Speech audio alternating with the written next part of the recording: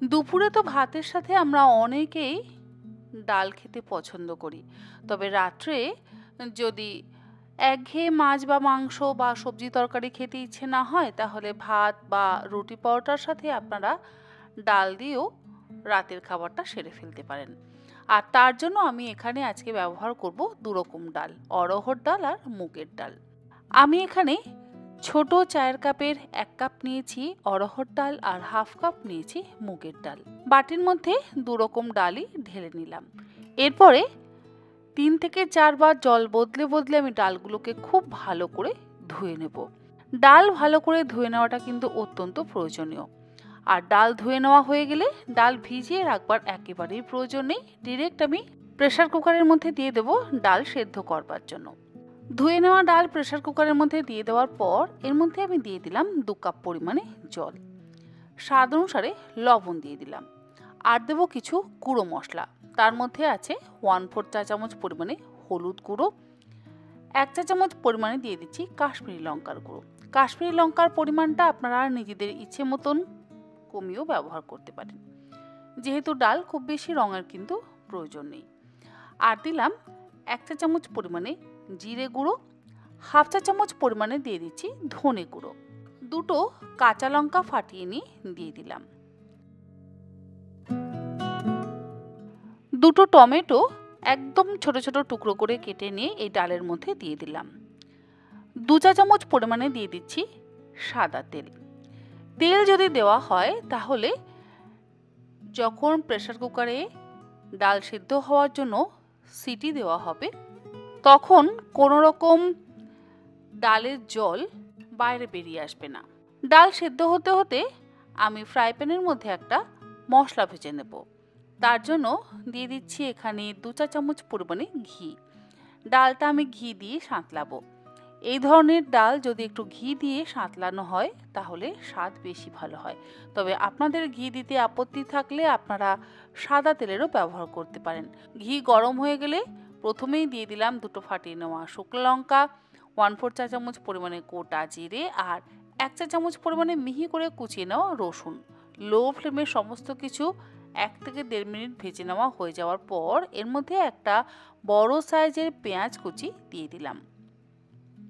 গ্যাসের ফ্লেমটাকে লোতে করে দিয়ে পেঁয়াজটাকে মিনিট 5 সময় ধরে গোল্ডেন ব্রাউন করে ভেজে নেব। ঘি দিয়ে যদি পেঁয়াজ আর রসুন ভাজা হয় তাহলে স্বাদ কিন্তু অসম্ভব ভালো হয়।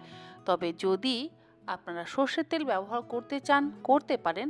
আমি অবশ্য কখনো সর্ষের তেল ব্যবহার করে এই সমস্ত ডাল বানাইনি, কারণ সর্ষের তেল ব্যবহার করলে ডালের স্বাদও কিন্তু আবার পরিবর্তন হয়ে যাবে।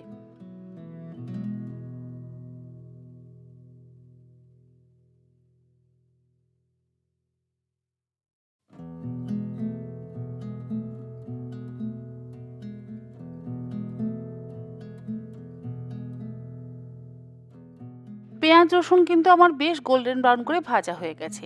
অপরদিকে ডালও একদম সুসেদ্ধ হয়ে গেছে, মানে ডাল সেদ্ধ হয়ে যাওয়ার পর আমি স্টিমটা রিলিজ হওয়ার জন্য অপেক্ষা করছিলাম। আর আমি 4টে সিটি দিয়ে ডালটা সেদ্ধ করে নিলাম। জলটা যেহেতু সম্পূর্ণ শুকিয়ে গেছে তাই এর মধ্যে আমি একটু গরম জলের ব্যবহার করব।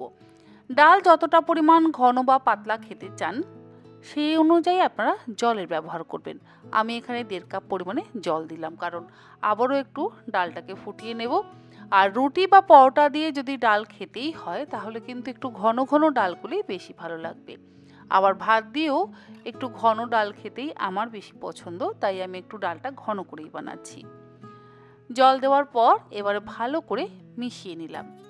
এরপরে ভেজে নেওয়া পেঁয়াজ আর রসুনটা দিয়ে দিচ্ছি ডালের মধ্যে। গ্যাসের ফ্লেমটা আমি এই সময় হাইতে করে দিয়েছি যাতে ডালটা তাড়াতাড়ি ফুটে যায়।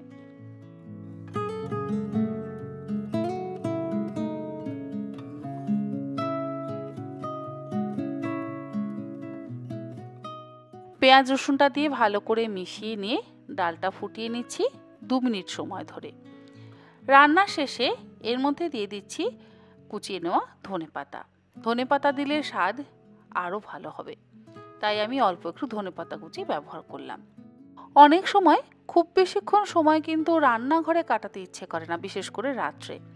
তাই যখন বেশিক্ষণ সময় রান্নাঘরে কাটাতে ইচ্ছে করবে না, সেই সময় ঝুটঝামেলার রান্না না করে এই রকম ঝামেলামুক্ত ডাল বানিয়ে রুটি, পরোটা বা গরম ভাতের সাথে অবশ্যই সার্ভ করতে পারেন।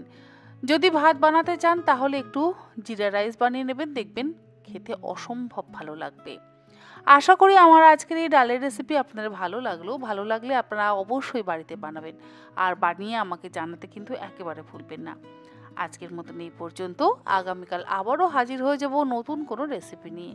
আপনারা সকলে ভালো থাকবেন, সুস্থ থাকবেন। ধন্যবাদ।